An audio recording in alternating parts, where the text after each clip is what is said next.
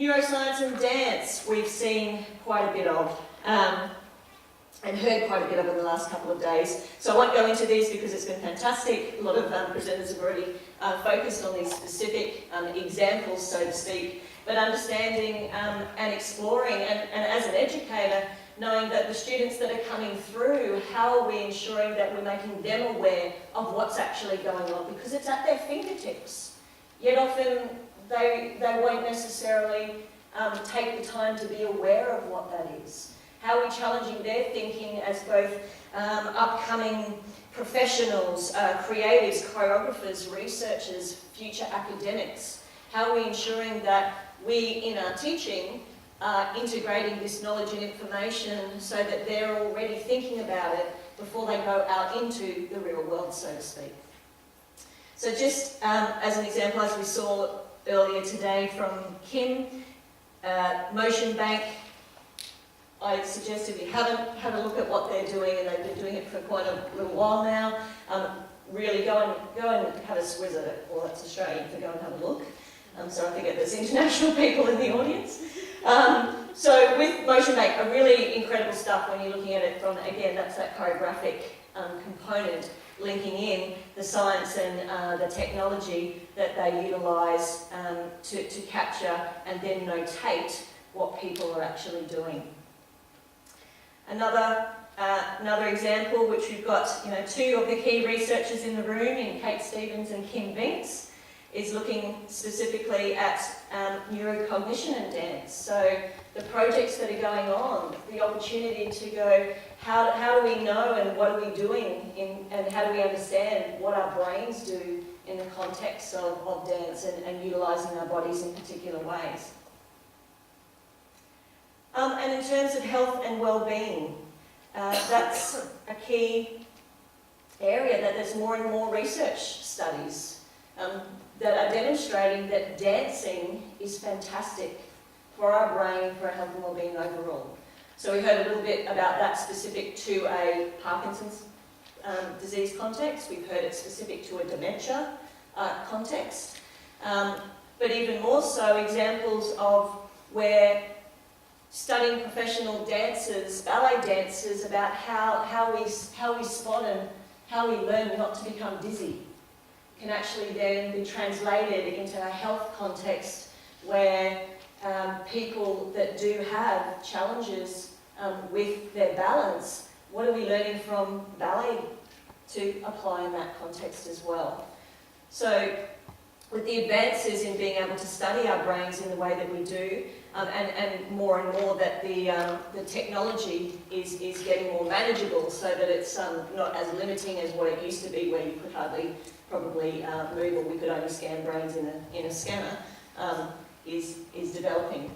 And of course the lovely John Travolta, visualising movements can improve muscle memory.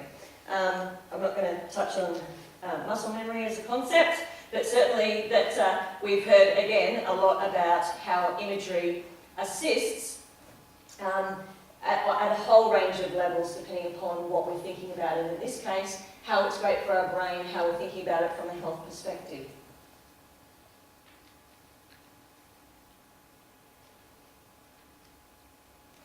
Which moves into the movement and health area. And so, as putting my psychology hat on, this is an area that really, really interests me, and one that I think that more and more dance has the ability to really contribute significantly to this area. So we know, from a range of different studies around the way, again, from a common sense, logical perspective, without going into the neuroscience, dancing involves everything integrated together. So we look at dance, movement and ageing. There's a gorgeous video, if you've seen it in Australia, it's actually an advertisement on TV, which is about dancing your age. So he's doing his John Travolta move, I think. He's 40. In his mind, he's 40. But thinking that, again, expanding dance out in the context of it always being involved in our society in some way, whether that's Western or Eastern culture. And the variations of that over time, but certainly that as an activity does the average person just view, well, in a Western culture, I'll just stick to here, does it view, well, yes, I only dance at weddings, or I only dance when I go out to nightclubs, or I only dance when I'm drunk, which can be a common generalisation for a male in Australia. So, in thinking about movement and ageing, you know, how are we actually thinking or setting up research studies that really explore the benefits across a range of different populations and areas? Australia, I'll just speak about Australia, is becoming more and more obese in terms of our percentage of our population. And in looking at, in talking to the exercise scientists and the people that research into this area, they're saying what we've been doing in terms of exercise is not working. Numbers keep going up, despite we all know technically what we should be doing in terms of keeping ourselves healthy and well, yet we're choosing not to. All the complex interaction of variables that go into why do I adhere to something or not, how do I create it as a habit that I look after my health and well-being in whatever way that might be.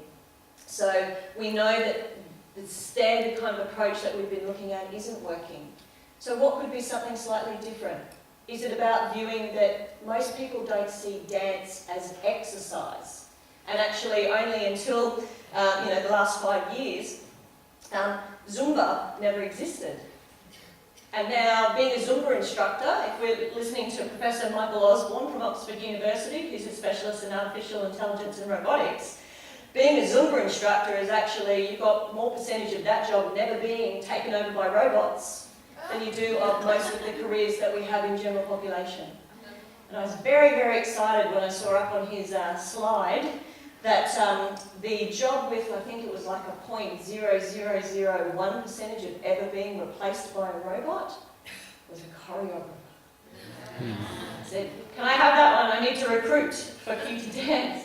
So why is that? His research, which is available on his website, looks specifically at the fact that they're working towards trying to, but don't believe yet that they can actually replicate emotional intelligence and social intelligence and the creativity that comes from that.